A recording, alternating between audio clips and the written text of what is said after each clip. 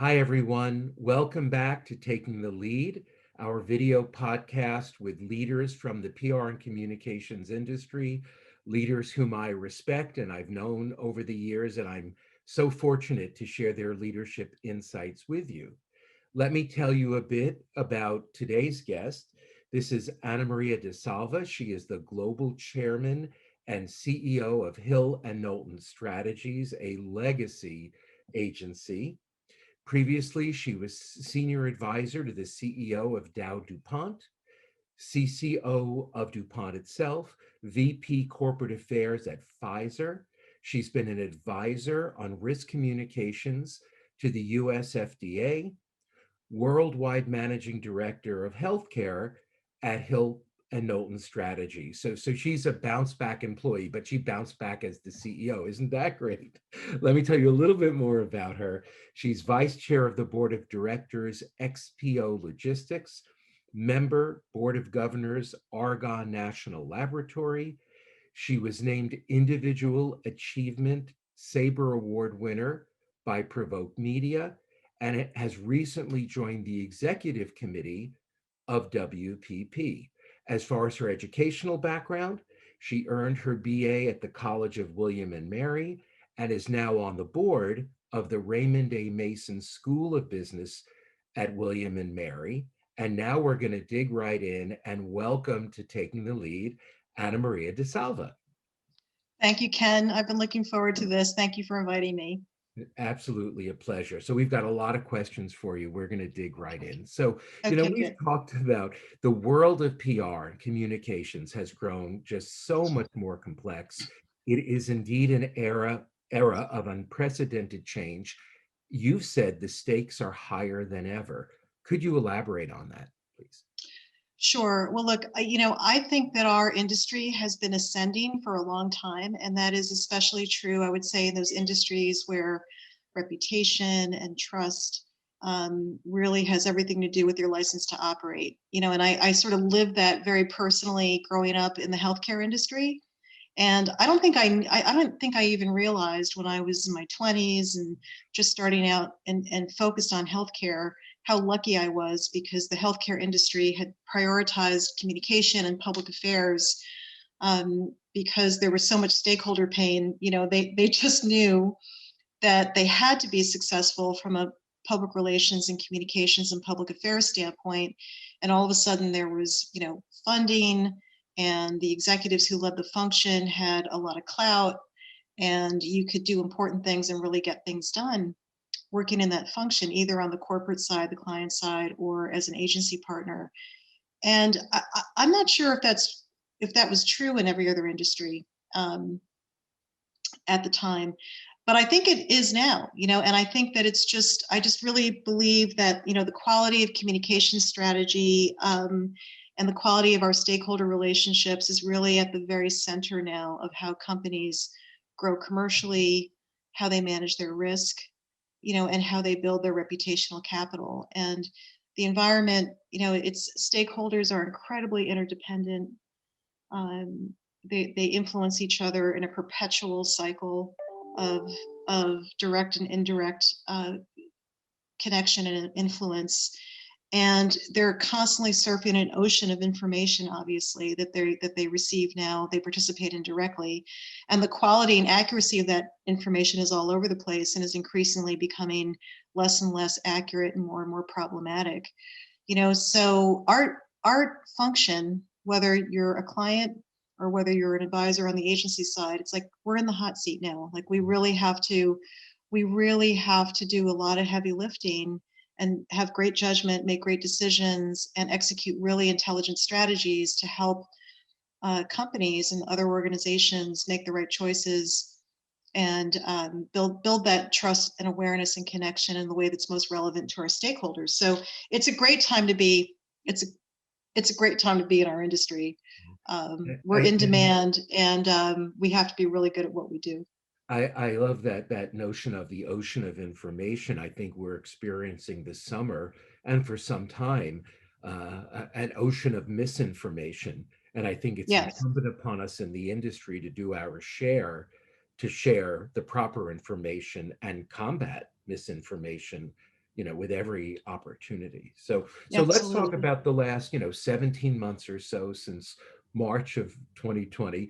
You said that this has been a time of tremendous renewal and transformation for the industry. And I think that's true of so many organizations in the Hmm. industry. And it brings up two questions.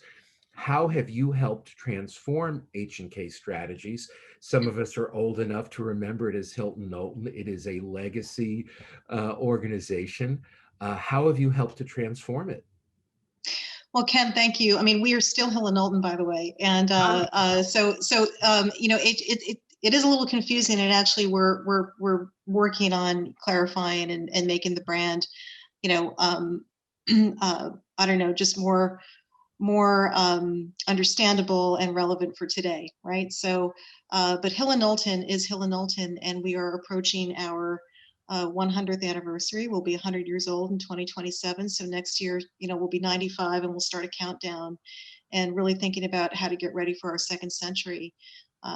So it's, one thing I've discovered is that there's just so much goodwill. There's a lot of there's a reservoir of goodwill and support for Hill+Knowlton in the community. I've talked to a lot of business leaders, clients, leaders in communication who are not yet our clients or aren't our active clients, but maybe, have big roles at Page or otherwise, leading big functions at big companies. And I've just been so encouraged by their interest in H&K and their desire to see us do well and kind of step out and have a successful second century. So, that renewal is really around, for me as a new CEO, is really around making some decisions and choices around how we're going to grow, what we're going to prioritize in terms of our growth strategy, and making sure that connects very directly to the market and also resonates with our own employees. And there was quite a bit of sort of intelligence gathering at an earlier stage to make sure that we were making the right choices, and then thinking about that multi-year growth strategy and how we were going to operationalize it, and getting very specific about the strategic and operating priorities and initiatives across the company that would make it possible to grow based on those choices. And I think at this point we have almost 20 work streams around the company that are focused, on getting that done, and they're at different stages of intensity and different stages of progress and different stages of difficulty. Some of them are more incremental, some of them are more transformational.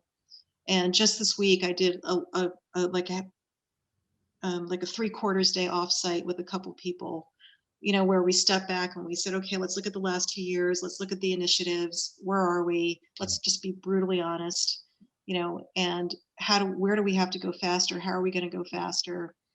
So, look, it's, for me personally, it's been very exciting.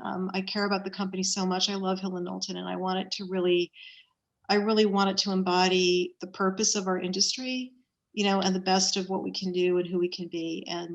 And there's so much that goes into that it's completely absorbing, which is how the days and the months and the years go by so quickly. I can't believe I've been in the role for 2 years.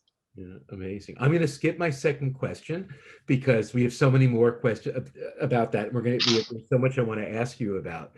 So I love to ask this question of all the leaders that we have on the podcast, but for many years, you've obviously not only led organizations and teams, but you've led impressive leaders. Many, I'm sure, are stars in their own right. What is your secret sauce? What's your overall approach to leading leaders? It's one of the best things about what we do, and as you were telling the story of my career, I was kind of realizing, that it's been a long career, and there have been some wonderful people, of course, across that career. And so many of the people I've worked with and recruited and partnered with and developed have gone on to have some really big careers, either as clients or in other arenas. Some of them have started their own businesses really successfully. And so when I think about your question, I think about purpose and vision. I think that when I really started leading large teams of senior people, it was a step change, and it was a very exciting step change. And I really had to figure it out quickly that you have talented, accomplished people who are already successful and uh, doing really important work. How can I make them more successful?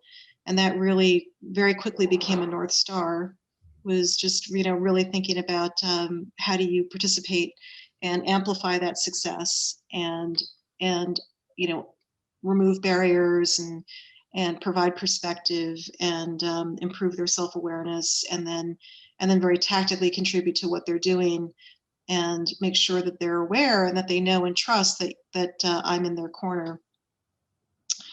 But in healthcare, I think I was successful in attracting and retaining some great senior people because we were so purpose driven, and because I really believed, as I was getting started leading large teams in healthcare, that communication was a key determinant of human health, and everything that we were doing was not only having a commercial or business impact, but was improving healthcare outcomes and helping patients. And the way that we developed that concept and talked about it, I think, was very motivating to people. And, great people who want to do important work, want to participate in that type of purpose and vision.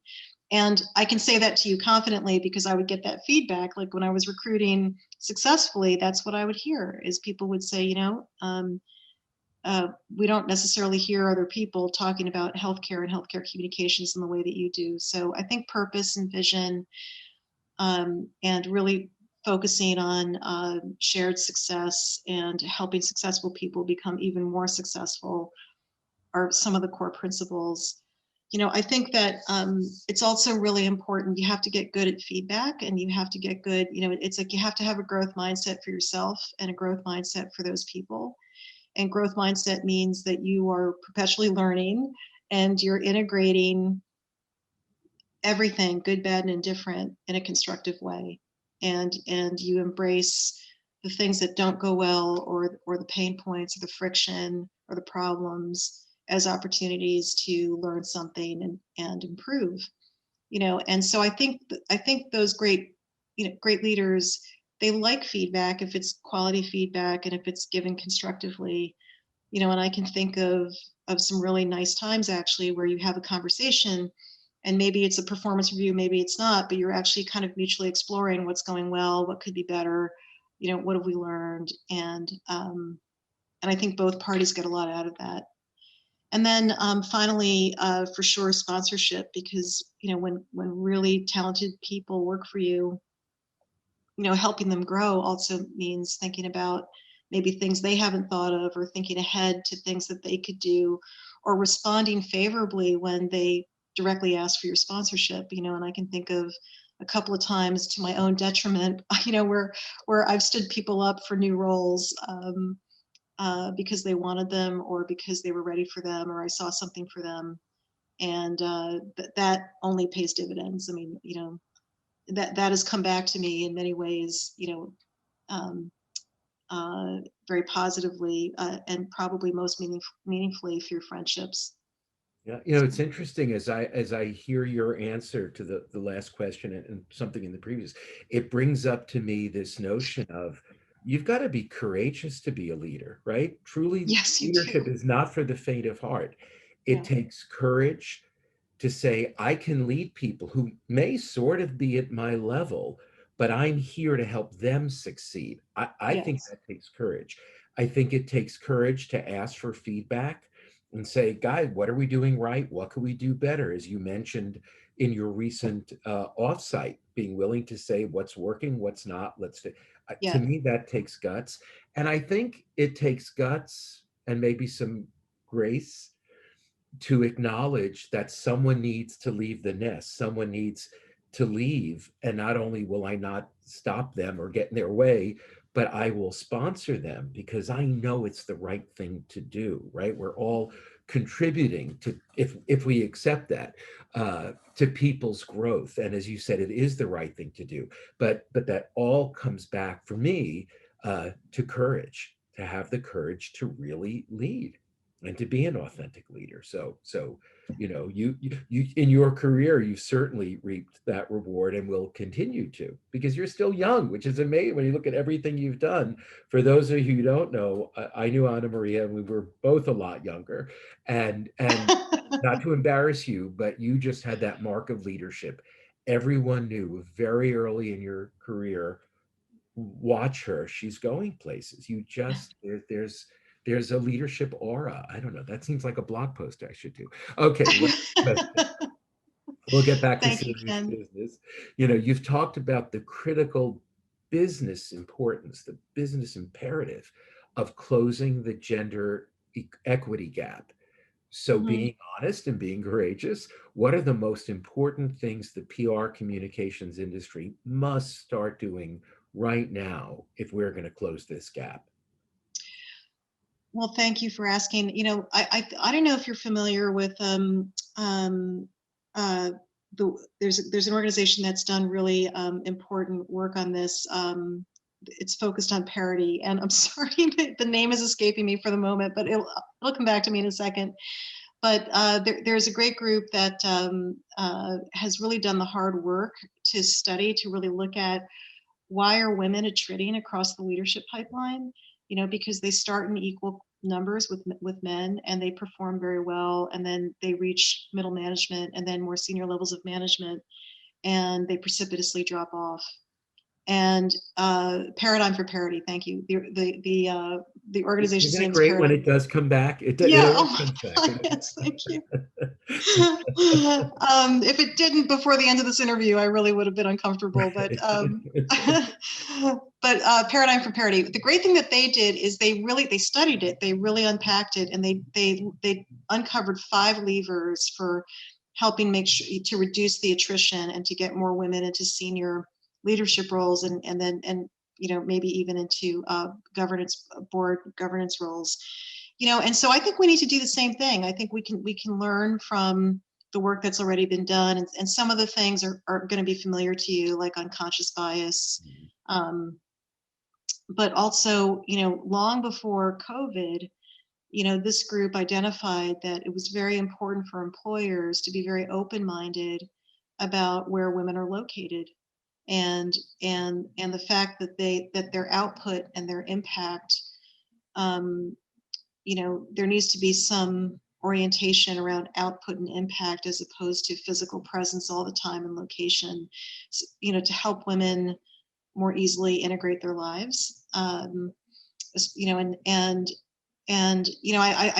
think we've intuitively understood that as an industry, and I think that we have so many women in the industry that employers who are really serious about performance, I think, have been creative and flexible about women in the workforce. But we have to be even more so, and then we do have to sponsor them. I mean, I feel as though, just getting back to the quality of engagement between leaders in our industry and the people who are coming up in the industry.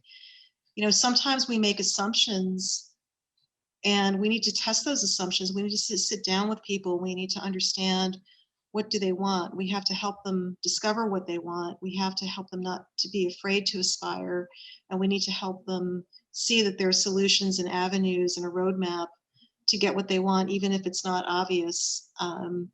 So we have to be committed. We have to be committed to addressing the problem. But I think it's just so important to find the raw talent wherever it is, and just be dogged, about not letting it disappear. And Ken, I mean, just to bring it all the way back to the very kind thing you just said to me about the very beginning of my career, when I first met you and when I was so young, I'm probably here because that team that you and I were both on, they were such caring people, and they cared about me. I was 20 years old, and they cared about me, and they saw my talent, and they said, you know what, we're going to help this young woman, do more at a younger age. And I can, I think about Dawn Dahl, and I think about Brian Maloney, and I think about Lenore Cooney, and I think about that whole group. I felt very much supported by, but also sponsored by. So I hope that's, kind of an inspiration for me. Now as CEO, I really do have a big interest in our early career employees, and coming out of this pandemic, when I can stop being a virtual leader, I hope I get to spend more time with them and do more with them.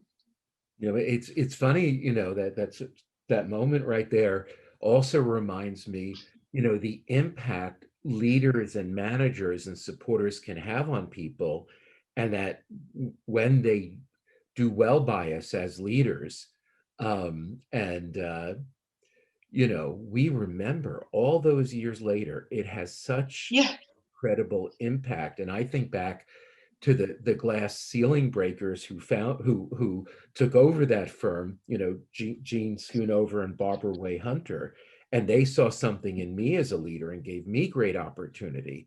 yeah, And my goodness, I'm just indebted to them. And so yeah, I think it's a good reminder to leaders, when you take care of your people and you see something in them and you let them know, even before they know, this is going to have an impact 10, 20, 30, all those years later. And then that's spreading out and having impact on the people that you and I have led.